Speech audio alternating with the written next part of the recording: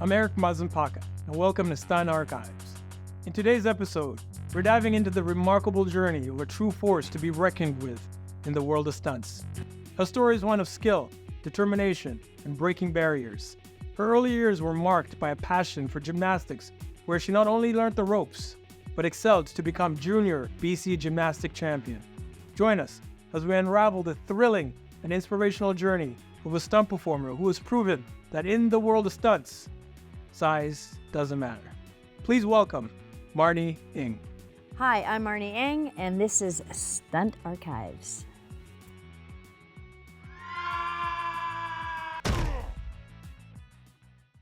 Marny Eng, how are you doing today? I'm great, thank you. Thanks for having me. Yeah, it's a pleasure to sit down and interview you. Thank you. Where did you grow up? I grew up on Vancouver Island, elementary school, Port Alberni, and then moved to Qualicum Beach for high school. And in between there, I lived in Eugene, Oregon. Can you share the story of your early gymnastic career and how it influenced your journey into the world of stunts? I started actually kind of late. You know, a lot of kids start with parent and taught. I started around, I think I was 8. My mom had taken us, my sister and I, a couple of years earlier, and they said that we were too small, which is bizarre, but maybe not. So started there in Port Alberni under Hardy Fink and Cynthia Benesky, who Hardy actually ended up being like national coach for Canada. He was like world well-known judge for men's, wrote many books, was just very influential in not only the Canadian Gymnastics Federation, but in the world. So just started my career there. At some point, I went to Eugene, Oregon and trained there. My goal was for the Olympics, and that did not happen for many reasons. Port Alberni was, you know, top of its game at the time where I trained with Hardy, and then again, like I said, in Eugene. So I had great training, I had great instructors, and just was committed. I went to university, UBC, after I graduated from high school, and there is when I kind of fell into stunt. You know, I really lucked out. I really had no idea about the film business or stunts, so, but it was a pretty good transition. People who were doing stunts, gymnastics was a skill that they recognized, so I was just super lucky. I lucked out. Who gave you your first stunt and how did that come about? Oh, I mean, seriously, again, my whole career there's been a lot of luck, for sure. Someone recommended me because of my size to actually Betty Thomas, who was a stunt coordinator at the beginning of my career in Vancouver. So she called me, and in my mind, I was like, well, you know, school's my priority, but I'll just go check this out, because really I had no clue. It was exciting, but I had no clue what I was getting myself into. So I got the job. I was a great match for the girl, and as soon as I worked, I was like, okay, this is it. I knew right away, like a nanosecond right away. It was a TV movie called Almost Too Late. I think it became, either that's what the title it became, or it was, I can't remember what the title was. That might have been the working title. Betty was the stunt coordinator, and then I worked with people like David Jaycox and Mike Mitchell, who were incredible. I mean, they had already been in the business for a while, and they were just like very gracious and very, you know, like they were my mentors on that. They're a little bit older, and they were just like took me under their wing and treated me really well. Even to this day, you know, they're relevant, and they're just really amazing guys. What are some of the most challenging stunts you've ever performed? I mean, challenging, they're all challenging in their own way, because you're trying to tell a story that you're hoping that the audience understands and that it resonates what the story is supposed to be. So it's always kind of that thing of where you're becoming the character, or you're becoming the double of the person who you're doubling, and you need to make sure that whatever you're doing is not taking the audience out of the box. You know, you need to keep them vested in the storytelling that you're trying to translate to them. I mean, you always have to think, obviously, you have to think on your toes, and you have to understand that to expect the unexpected, because it's going to happen a lot of times. But certain things like staying true to the story, but at the same time of doing it, I had to do this gag on a TV series called V, where I was playing myself, and I was getting chased by a bad guy, and I have to run and vault over a balcony and fall through the air. And as I'm falling through the air, I have to take a pill out of my pocket and put it in my mouth, and then like get ready for the ground. So just all those things, like I'm not just like jumping over and falling. I'm not just being held up by a wire and then on 3, 2, 1, they're releasing me and I'm falling and trying to make sure my movement doesn't look cheesy.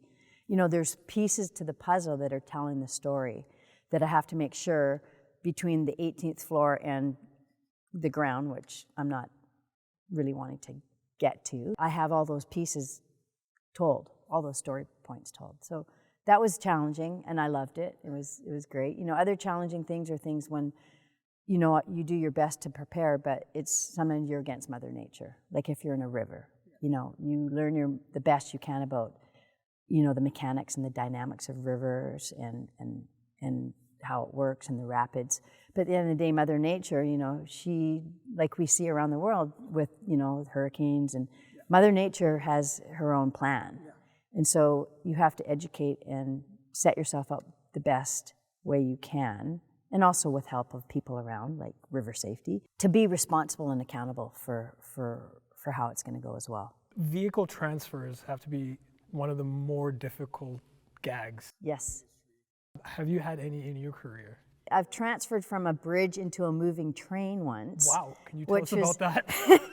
It was kind of sporty because it was earlier in my career, and I was actually working with the great Brent Woolsey, who is one of my most favorite humans. Probably one of my key mentors for me, just the way he rolls, which is kind of surprising because he's like this manly cowboy and I'm who I am. But just the way he does things is something that I've really, early in my career, decided that was a lot of the things that, a lot of the tools he was putting out there, I was going to put in my kit to carry forward. So we're in a movie called Deadlock 2, a TV movie. And I was doubling Nia Peoples, and we're jumping off an overpass, and there's a moving train underneath. And we're jumping into the car of a moving train. So it's like got nothing in it except for boxes. And so it's funny because I kind of am into kind of physics and math. I had kind of figured out all the, you know, the calculations of, you know, when the train's moving this fast and we're at this height, when I have to jump to make sure. I really didn't want to get into the seams of the cars of the train cars, because that would not be good, obviously. So I figured it all out, and I had it all on paper, and I get to set, and I was pretty new then, and you know, I'm kind of, you know, eyes like this, and kind of, you know, not that experienced by any means.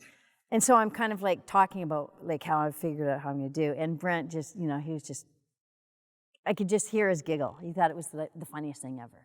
He's like, you know, just jump. Which is, you know, is kind of right. You know, you have to go with some feeling and some instinct, but sometimes it's good if you kind of do a little bit of extra work, at least for me anyway. It makes me feel better. So that was going into a moving train. I'm trying to think of transfers, cars.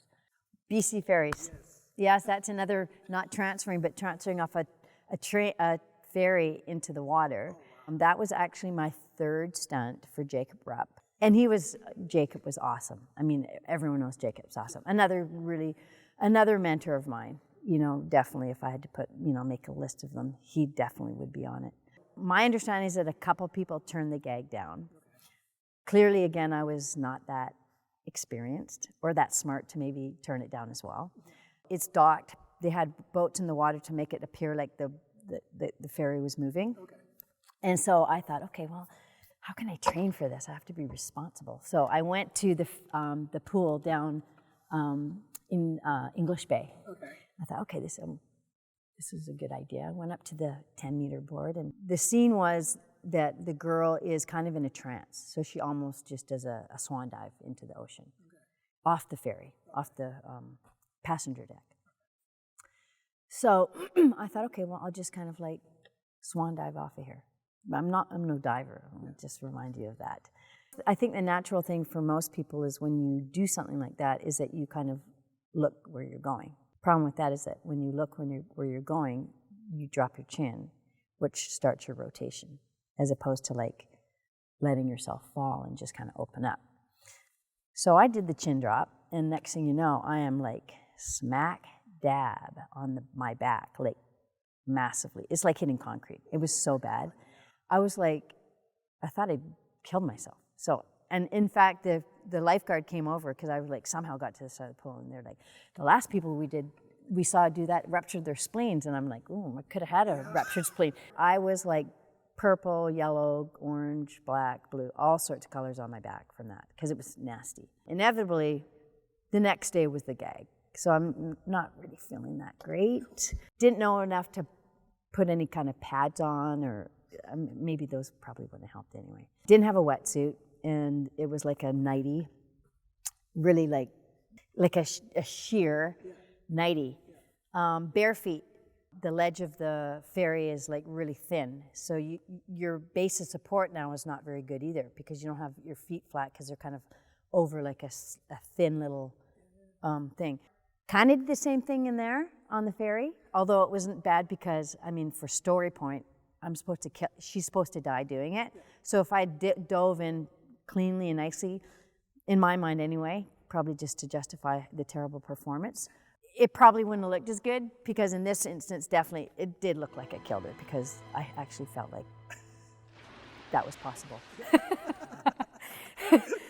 And luckily, we didn't have to do take 2 because at that point, the next day, I literally could not get out of bed. It was like really bad for quite a while. So what do you do that takes a certain level of like mental endurance to pretty much go at concrete at like 15 miles an hour. Yes.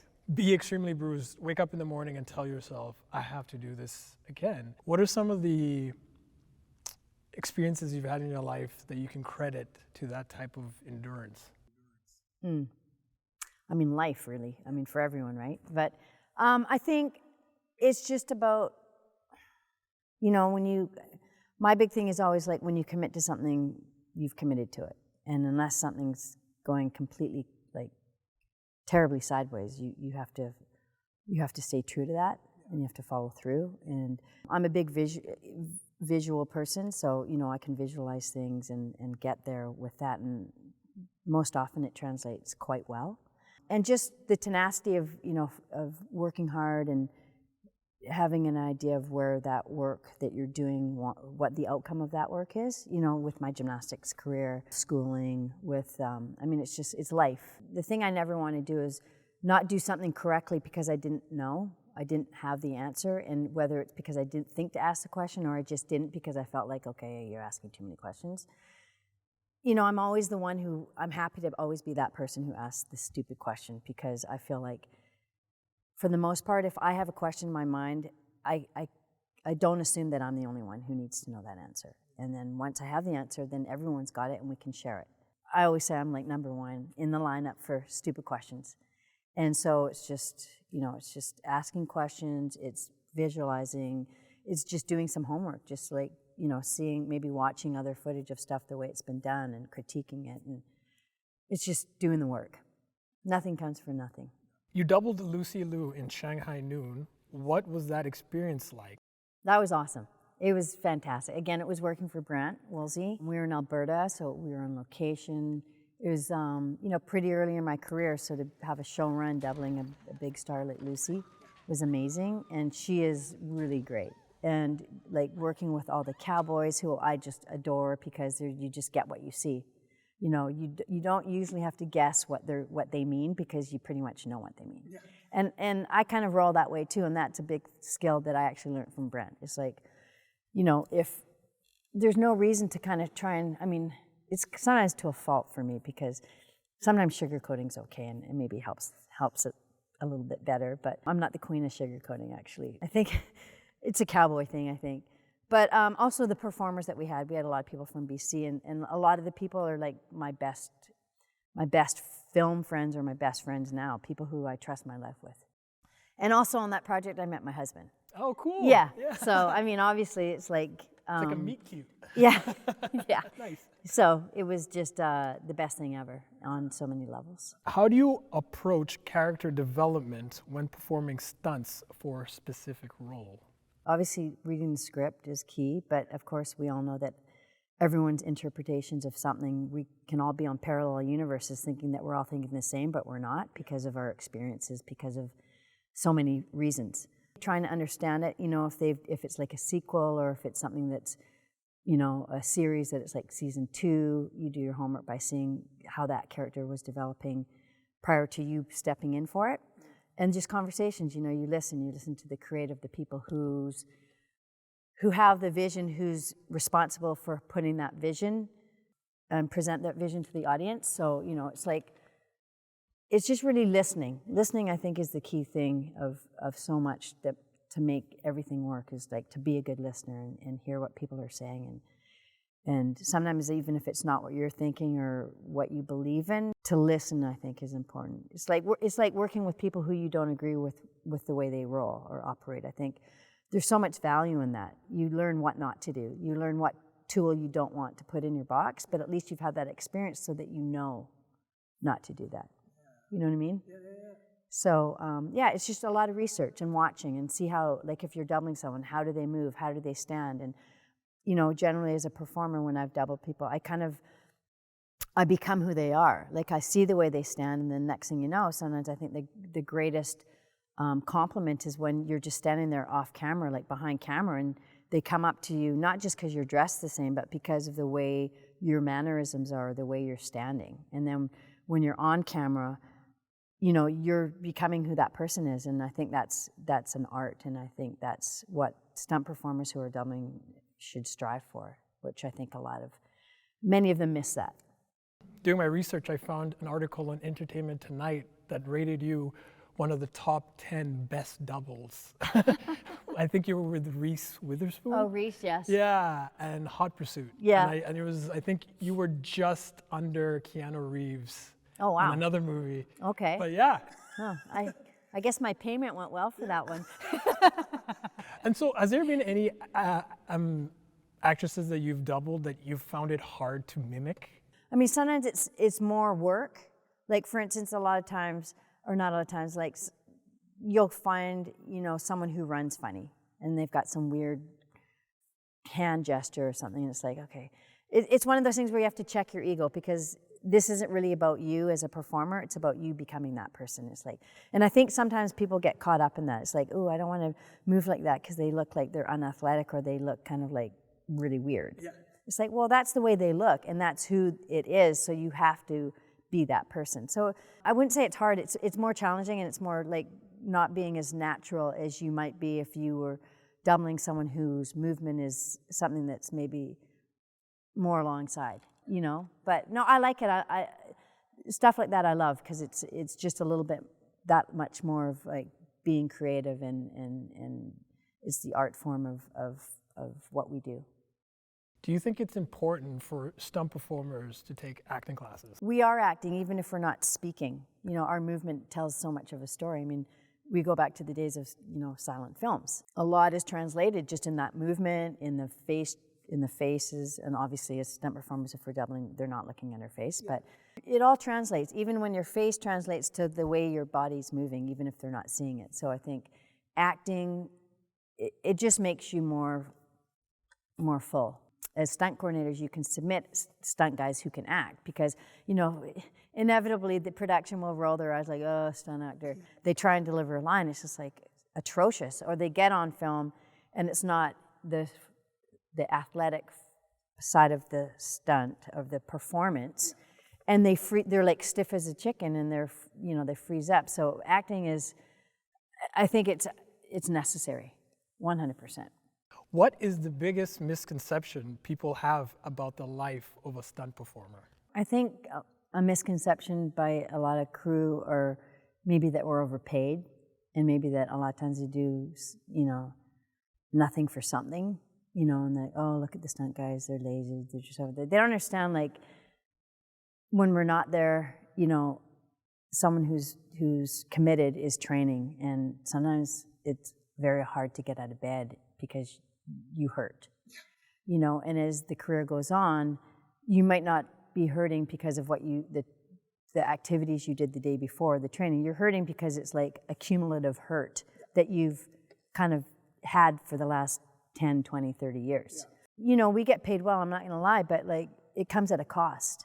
And yeah, sometimes we do have the gravy days, and those kind of make up for the days that, you know, you wake up the next day and you can't get out of bed, or you wake up after work and you're in the hospital. Yeah. So in the past, stunt performers have always been kind of the unsung heroes, you know.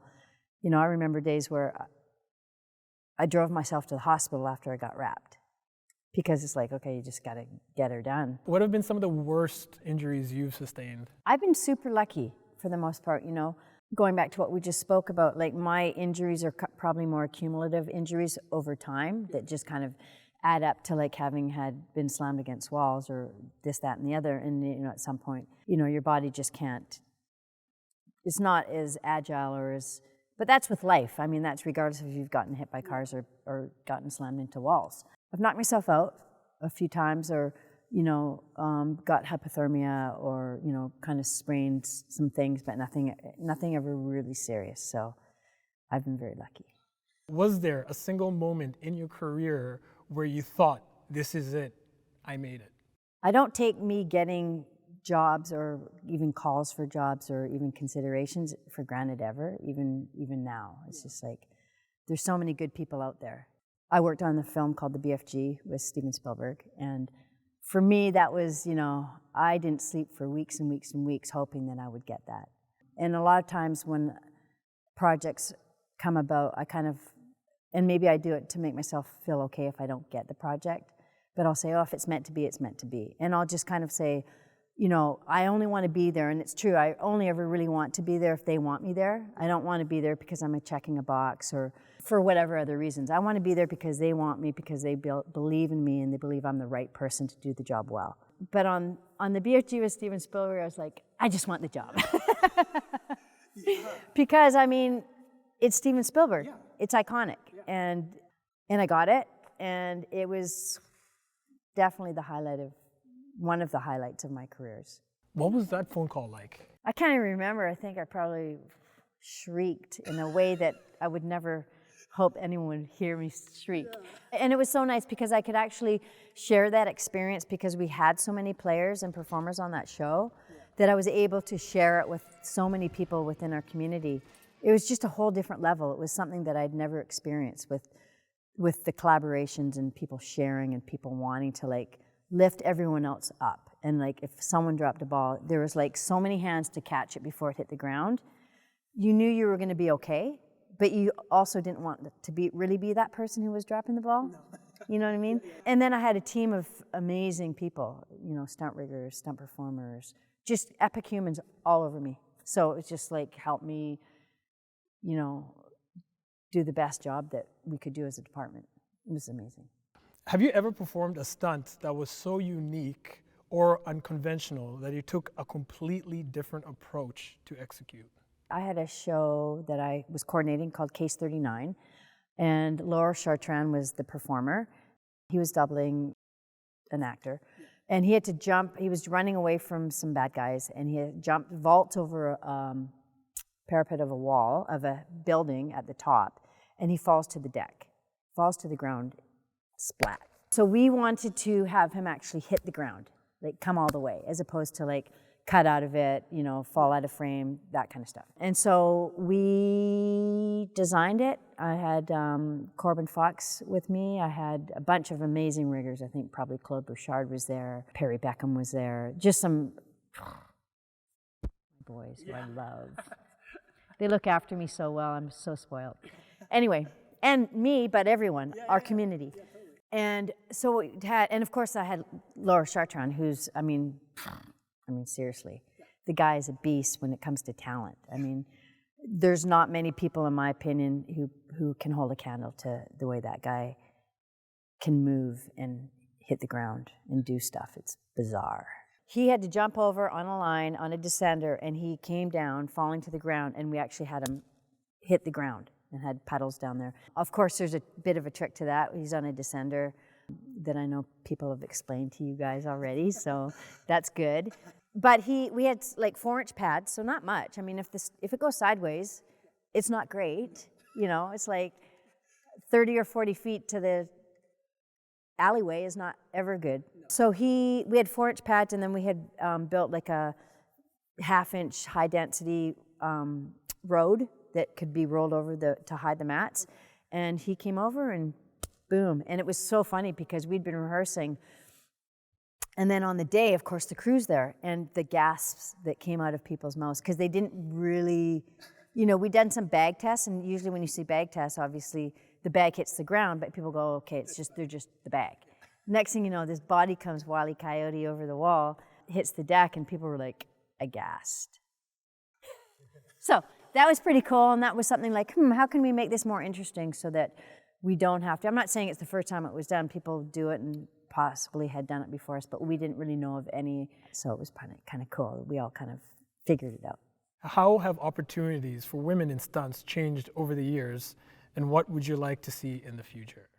I mean, opportunities for women, I think, have changed, and sometimes for the good and sometimes for the bad, in my opinion. We have to always remember that it needs to be the best person for the job. And yes, we all need opportunities, and in order for us to get those opportunities, we need experience. But there's lots of ways out there to get experience so that you have the tools in your kit before you get to a position that you're not ready for. So with women, obviously when I first started, the industry was much smaller. There weren't as many women, but there wasn't as much of a need for as many women. So I was very lucky because I came in early and had many really great role models and mentors who helped me along the way and believed in me and trusted me and gave me tons of tools to put in my kit. And I was just really open to, learning from whoever I could learn from. And again, like going back to what I said earlier, good and bad. What not to do is the value is invaluable. And so obviously with, fast forward to today, with the way the world is, with more opportunities for everyone, we don't just hire people for the sake of making sure that the box is checked, that we hire them because they can stand on their own regardless of it. It's like the last thing I ever want to do, and it would devastate me to have a job that I'm only there because I check their boxes. And hey, honestly, not to say that I haven't been hired because of who I am and what the boxes that they can check because they hired me. For sure, I'm a realist. I don't think I'm all that by any means. But I just think there's a balance to it. I think we have to understand that, especially with what we do, the safety aspect is first and foremost. Can you share your experience of transitioning from a stunt woman to a director for the film Gringa? You guys. Well, let me think here. It's a process for sure. I think, there's a lot of people out of the gate who just become directors. They either just have it in them, or they have that drive, or it's something that they were interested in, or they went to film school. So being in film for, 25 plus years, you see a lot, you learn a lot. So transitioning from stunt performer to stunt coordinator to director, I really am a strong believer that I understand story and that I like storytelling, and I like to stay true to the story. I think I know when I see a good performance. And so all those things I do believe in. And so for doing that transition, it was scary kind of, but really fun. And the biggest thing, my husband and I, the one I met on Shanghai Noon, it's like we have to be fearless. Like, you go to the end of your life and it's like, this isn't a dress rehearsal, you make hay while the sun's shining and you go for it. And, be fearless, because the worst you can do is like, you learn from failure too. You have to grow and learn, and that's the only way you can do is if you put yourself out there and go for it. So it was a little scary for sure. Yeah, and it also won, was it Audience's Choice Award for the Whistler? Yeah, we won, I think we were in like 6 film fests, and I think we won 5 audience awards. That's amazing. The thing we also say is, like, when you make a film or do even work on a project, even as a stunt performer, like on all levels of being in the film business, is like, you hope that it can resonate with people, but you can't expect that it's going to be something to everyone, because it's not going to be. Like, you go to a movie, I go to a movie, you hate it, I like it, but it's a great movie, maybe depending on who you talk to. So it's just one of those things of reality of, like, you have to check your ego and just know that you did it the way you thought was best, and that you have to be good with that. A lot of it is about the people you surround yourself with. It's the people who the cogs that have to be full and with epic humans that, you trust and they trust you and they have the vision and you have the vision and you can, communicate and you can listen. What's a stunt or action sequence you've worked on that you're particularly proud of, and what made it stand out? Usually things that kind of take a lot of time and a lot of collaboration, like, how are we going to make this work? I just recently did something on this project that isn't out yet in Winnipeg with Jeff Sanka was driving a truck and he flips it onto its side and then slides it into camera. And I can't tell you what motivates it, because then I'd be like in lots of trouble. Yeah. But it was like pretty tricky because, inevitably, like getting a big semi truck, there's so much to think about, what kind of truck, how big do they want, how hard is it going to get to flip this thing? We want to rehearse it, so like the costs start going up. What's the location? Oh, well, they picked the location before we got involved, and now it's like not really a great location. Yeah. So there's lots of things like that where, pretty proud of the outcome that we ended up with, and it was, with a lot of work from a lot of departments. And then sometimes, you have ideas of how you can make it work, or maybe I don't have the idea, but I've talked to enough smart people who have other ideas or who have done a similar gag. Yeah. And so you start like doing that, going down all these rabbit holes to find out who's done what and how they did, and can we find out, will they share, which again, our community, great. So we had a local effects guy who is a newer guy and hadn't done anything like this. So we reached out to Cam Wahlberg, who's from Vancouver, who's a genius special effects coordinator. And he had done a similar gag, so he actually came out, helped us build it. He shared the footage so that I could do the pitch to get the gag approved. I mean, so many things. That was a really great thing, because it was like, how do we do this? How do we do it well? How do we do it so it's telling the story that the director wants? Because also sometimes the directors or the creative will have an idea of how they want something to go, a gag. They'll write it, and people go, oh, that's just the writing, don't worry about it. Or sometimes they're like, yeah, that's what I want. It's like physically, a lot of this times, it just doesn't make sense. Yeah. Like mechanically, it's like that would never happen. So if they get fixated, you try and pitch it and say, well, again, you always want to make it their idea, yeah. Of course, and that's okay, because it doesn't have to be, it's not about me. Yeah. It's just about me facilitating the idea that ends up being asked for. So, we just asked them, okay, is it mechanically possible? It is kind of, it wouldn't naturally happen that way, or it might, but this is what we have to do in order for it to tell that story. Is there a difference? Is there an excitement in doing indies where you don't really you have constraints? Quite honestly, I mean, even on big budgets where they say they have all the money, they're always going to be like, you're in the how-come room explaining why you want so much money or why you're doing things a certain way. And, that's their prerogative. That's their job. Yeah. They're doing their job well by making us be accountable for what we're doing with our job. Yeah. So I don't ever hold that. It's frustrating sometimes, because you're just there wanting to do a great job. Yeah. And then sometimes it's like, oh God, I'm wasting time explaining this when we could just be doing it. But I get it. Yeah. But to answer your question, like small budget versus big, yeah, I mean, you do have to think outside the box a bit more, especially if you've been fortunate enough to be on projects where they had more money, yeah. And you had more people, and all of a sudden you get on a low budget and it's like, you look around and it's like, the room's echoing because there's like no one with you. And you're like, oh my God, how am I going to do this? I have to remember how I did it when I didn't have people helping me. And again, it's like one person's idea versus like a team of ideas. It's like, it's never as good. Yeah. And so at that point, now you're making a lot of calls because the people that you want to ask questions aren't next to you. And hopefully, again, with our community, they share, so they're more than willing to like help, yeah. Regardless of if they're on the payroll. Yeah.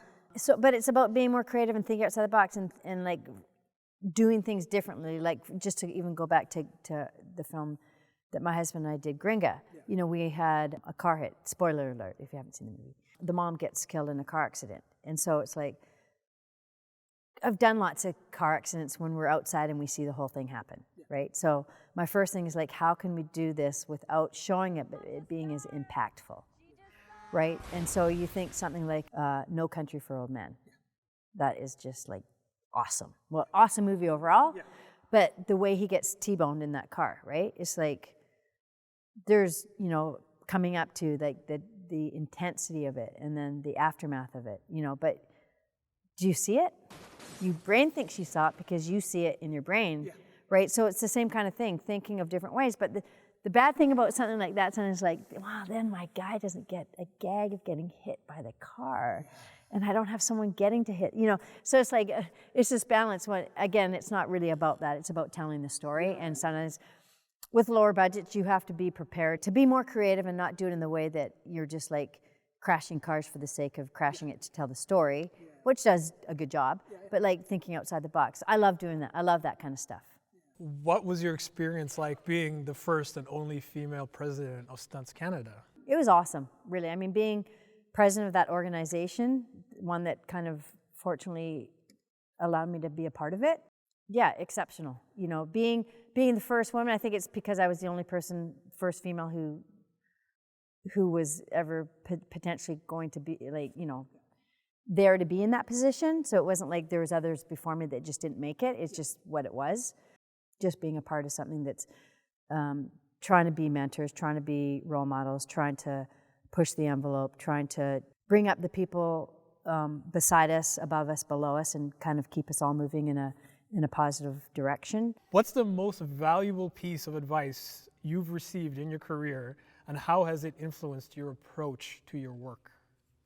Be who you are, stay true to who you are, and like, don't sugarcoat stuff, because as soon as you start doing stuff like that, and people can't think clearly because they're not really sure what angle you're coming from, us speaking to each other and that the person who's receiving is actually understanding what I'm saying in the way that I'm hoping they're going to understand, you can't count on that. So if you start now getting it all fluffy and stuff, it's just like, it's not going to end well. I mean, for the most part, because people are just going to be second guessing. And with what we do, I mean, even in life, it's like, just be who you are, be real, be honest, be humble, you know, all those things that are, you know, things that you would hope or that you as a person can be and stay true to. So there's that. And then the other big thing is to just be a good listener, just to listen to people, because when you're a person who's got opinions and you're confident with certain things that you believe in, it's easy to kind of get stuck in that, and